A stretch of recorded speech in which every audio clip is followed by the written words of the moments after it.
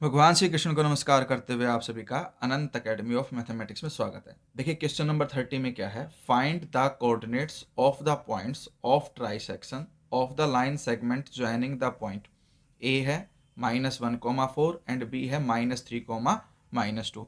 देखिए हमारे पास एक लाइन है ए बी और हमें पॉइंट्स निकालने ट्राइसेक्शन के, यानी कि 3 इक्वल पार्ट्स उसको करना है। तो हमारे पास ये हमने ले ली लाइन ए बी। ए के कोऑर्डिनेट है हमारे पास -1,4 और जो बी के कोऑर्डिनेट है वो है -3,-2।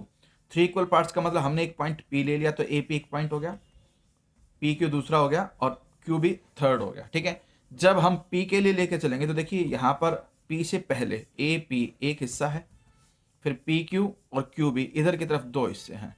तो हम जब कोऑर्डिनेट ऑफ पी निकालेंगे तो रेशियो 1:2 लेकर के चलेंगे। ठीक है, ये आपके पास x1 हो जाएगा, ये y1, ये x2, ये y2।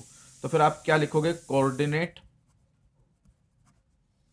Of p is equal to, पहले तो हम फॉर्मूला लिख देते ताकि आपको इजी रहे, m1 के साथ x2 और m2 के साथ x1 डिवाइड में m1 plus m2, comma m1 के साथ y2 और m2 के साथ y1 और अपॉन में m1 प्लस m2।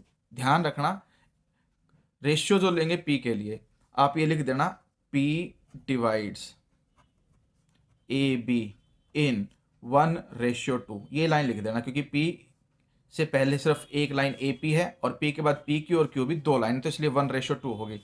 तो 1 होगा m1 और 2 होगा m2। तो कोऑर्डिनेट ऑफ P इस तरह से देंगे, m1 की वैल्यू आ गई 1, x2 की वैल्यू आ गई -3, फिर प्लस, फिर m2 की वैल्यू है आपके पास 2 और जो x1 है उसकी वैल्यू है -1 अपॉन में m1 प्लस m2, फिर कॉमा है।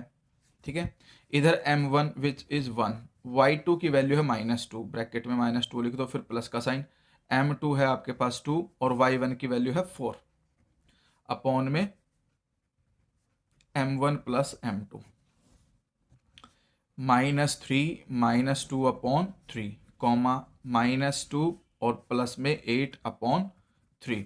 सोल्व करके ये आपके पास आ गया -5 अपॉन 3, कॉमा 6, क्योंकि 8 - 2 6 होता है, 6 अपॉन 3 और 3 से 6 को कट कर दो तो फाइनल आंसर जो हमारे पास इसका पी के कोऑर्डिनेट के लिए आएगा वो आएगा -5/3, 2। ठीक है, ये आ गया। लेकिन जब हम बात करेंगे कि भाई क्यू जो है वो, देखिए क्यू से ए पी और पी क्यू दो पार्ट इधर होंगे और एक पार्ट उधर होगा, तो 2:1 में डिवाइड करेगा। तो आप क्या लिखना, Q divides A B in 2:1। ठीक है, अब कोऑर्डिनेट ऑफ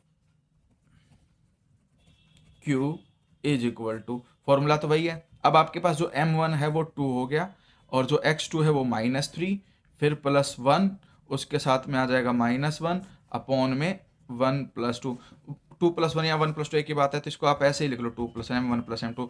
मतलब एक प्रकार से आपको क्या करना है कि ये जो दो वैल्यूज है ना इनको इंटरचेंज कर दो, -1 इधर चला जाएगा और -3 2 के साथ चला जाएगा क्योंकि अब रेशियो चेंज हो चुकी। ठीक है, फिर कॉमा, अब की बार आपके पास आ जाएगा m1 के साथ y2 यानी कि -2, फिर प्लस में m2 यहाँ पे 1 है उसके साथ में आपके पास आ जाएगा 4 और अपॉन में m1 प्लस m2, ऐसे ये आ गया आपके पास -6, 1 - 1 अपॉन 3, -4 + 4 अपॉन 3। तो ये तो माइनस का 7 अपॉन 3, 4 - 4 0, 0 अपॉन 3। तो आंसर क्या आ गया, -7/3, 0। ठीक है, तो आपके पास यहाँ पर दो आंसर आ रहे हैं, एक पी के कोऑर्डिनेट के लिए। तो पहला आंसर तो ये है -5/3, 2, ये कोऑर्डिनेट ऑफ पी है, और जो दूसरा आंसर है वो है -7/3, 0। हमें कोऑर्डिनेट ही निकालने थे ट्राइसेक्शन के, वो निकल करके आ गए।